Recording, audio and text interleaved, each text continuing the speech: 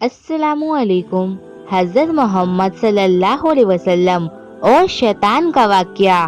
دوستو، آج ہم آپ کو اللہ کے پیارے نبی حضرت محمد صلی اللہ علیہ وسلم اور شیطان کی ملاقات کا واقعہ بتانے والے ہیں، جس سے آپ کو معلوم چل جائے گا کہ شیطان ہمیں کس طرح سے برے کام کی طرف لے جاتا ہے۔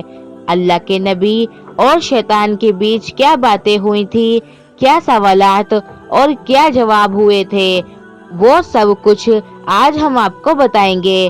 جب اللہ تعالیٰ نے حضرت آدم علیہ السلام کو بنایا، فرشتوں اور شیطان کو اللہ تعالیٰ نے حضرت آدم علیہ السلام کو سجدہ کرنے کا حکم دیا تو سب نے سجدہ کیا، لیکن شیطان نے سجدہ کرنے سے انکار کر دیا۔ اللہ تعالیٰ نے بھی شیطان کو لعنت کے ساتھ جنت سے نکال پھینکا۔ شیطان کو جنت سے نکالے جانے کی وجہ ایک انسان ہوا، تو اپنے بدلے کی آگ بجھانے کے لیے شیطان نے اللہ کے بندوں کو سیدھے اور نیک راستے سے ہٹانے کا کام شروع کر دیا۔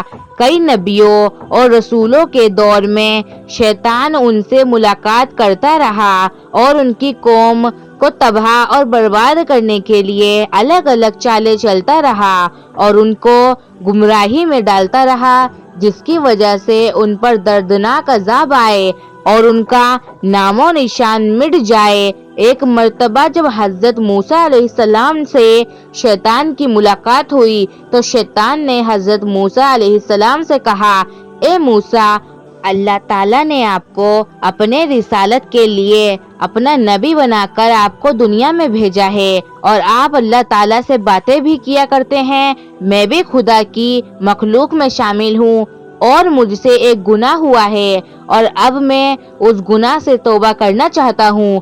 آپ اللہ تعالیٰ کی بارگاہ میں میری سفارش کریں کہ اللہ میری توبہ قبول کرے۔ حضرت موسیٰ علیہ السلام نے اللہ تعالیٰ سے شیطان کے لیے دعا کی۔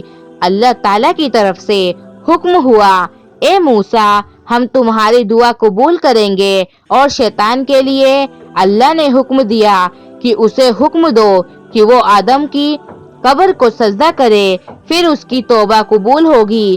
شیطان نے انکار کیا اور گھمنڈ اور غصے میں آ کر کہنے لگا، جب میں نے حضرت آدم علیہ السلام کو ان کی زندگی میں سجدہ نہیں کیا تو آج ان کی قبر کو بھی سجدہ نہیں کروں گا۔ پھر شیطان نے کہا، اے موسیٰ، آپ نے اللہ تعالیٰ کی بارگاہ میری سفارش کی ہے، اس کے لیے تمہارا مجھ پر حق بنتا ہے۔ چلو میں تم کو کچھ راز کی باتیں بتاتا ہوں، تم مجھ کو 3 حالتوں میں یاد کیا کرو۔ ایسا نہ ہو کہ میں تم کو ان 3 وقت میں برباد اور تباہ کر دوں۔ ایک تو غصے کے وقت مجھے یاد کیا کرو، کیونکہ میرا فتنہ تمہارے دل میں ہے اور میں تمہارے رگوں میں، تمہارے پشت میں خون کی طرح دوڑتا ہوں۔ دوسرا، نیک کام کے وقت مجھے یاد کیا کرو، کیونکہ میں انسان کے پاس اس وقت جاتا ہوں جب وہ کوئی نیک عمل کر رہا ہوتا ہے اور کام کرنے سے روکتا ہوں۔ تیسرا، غیر عورت کے پاس بیٹھنے سے بچو، کیونکہ میں اس وقت سب سے زیادہ وسوسے انسان کے دل میں ڈالتا ہوں جب وہ کسی غیر محرم کے ساتھ ہوتا ہے۔ حضرت ابن عباس رضی اللہ تعالیٰ عنہ فرماتے ہیں، حضرت محمد صلی اللہ علیہ وسلم مسجد سے باہر نکلے تو وہاں شیطان کھڑا ہوا تھا۔ آپ صلی اللہ علیہ وسلم نے شیطان سے پوچھا، کس چیز نے تجھے مسجد کے قریب لایا ہے؟ شیطان نے کہا، اے اللہ کے نبی، مجھے اللہ تعالیٰ نے آپ کی خدمت میں حاضر ہونے کا حکم دیا ہے۔ آپ صلی اللہ علیہ وسلم نے فرمایا، اللہ تعالیٰ نے تجھے میرے یہاں کیوں بھیجا ہے؟ شیطان نے کہا، تاکہ آپ مجھ سے کچھ سوال پوچھیں۔ حضرت ابن عباس رضی اللہ تعالیٰ عنہ فرماتے ہیں، پہلے آپ صلی اللہ علیہ وسلم نے نماز کے مطابق پوچھا، اے شیطان، میری امت کو نماز جماعت کے ساتھ پڑھنے سے کیوں روکتا ہے؟ شیطان نے عرض کیا، حضور، جس وقت آپ کا کوئی امتی جماعت کے ساتھ نماز پڑھنے کے لیے گھر سے باہر نکلتا ہے تو مجھے ایک بیماری گھیر لیتی ہے، جب تک وہ واپس نہیں ہوتا میں اسی بیماری میں پریشان رہتا ہوں۔ پھر آپ صلی اللہ علیہ وسلم نے پوچھا، تو ان کو علم حاصل کرنے سے اور دعا مانگنے سے کیوں روکتا ہے؟ شیطان نے عرض کیا، جب کوئی شخص اپنے رب سے فریاد کرتا ہے تو میں اس وقت اندھا اور بہرا ہو جاتا ہوں، مجھے اس وقت شفا سکون ملتا ہے۔ جب وہ دعا مانگ کر کسی دوسرے کام میں لگ جاتا ہے۔ آپ صلی اللہ علیہ وسلم نے شیطان سے پوچھا، میری امت کو قرآن پڑھنے سے کیوں روکتا ہے؟ شیطان نے عرض کیا، جب وہ قرآن پاک پڑھتے ہیں تو میں آگ میں جلتا رہتا ہوں۔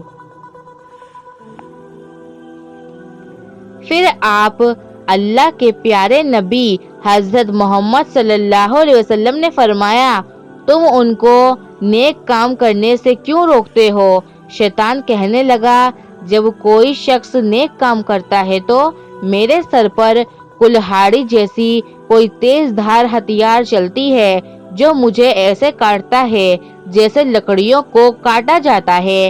شیطان انسان کا بہت بڑا دشمن ہے۔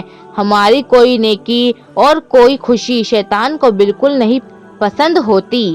شیطان تو چاہتا ہے جیسے اسے حضرت آدم علیہ السلام کی وجہ سے جنت سے نکالا گیا تھا، اسی طرح حضرت آدم علیہ السلام کی اولادوں کو بھی جنت میں جانے کا موقع نہ ملے اور یہ جہنم میں ڈال دیے جائیں۔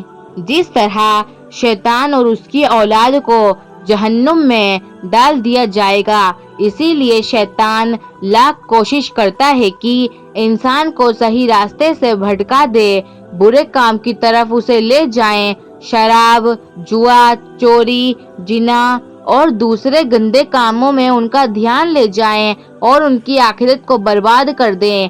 اللہ تعالیٰ سے دعا ہے کہ وہ ہمیں شیطان کے مکر و فریب اور اس کے برے چالوں سے بچائے رکھے۔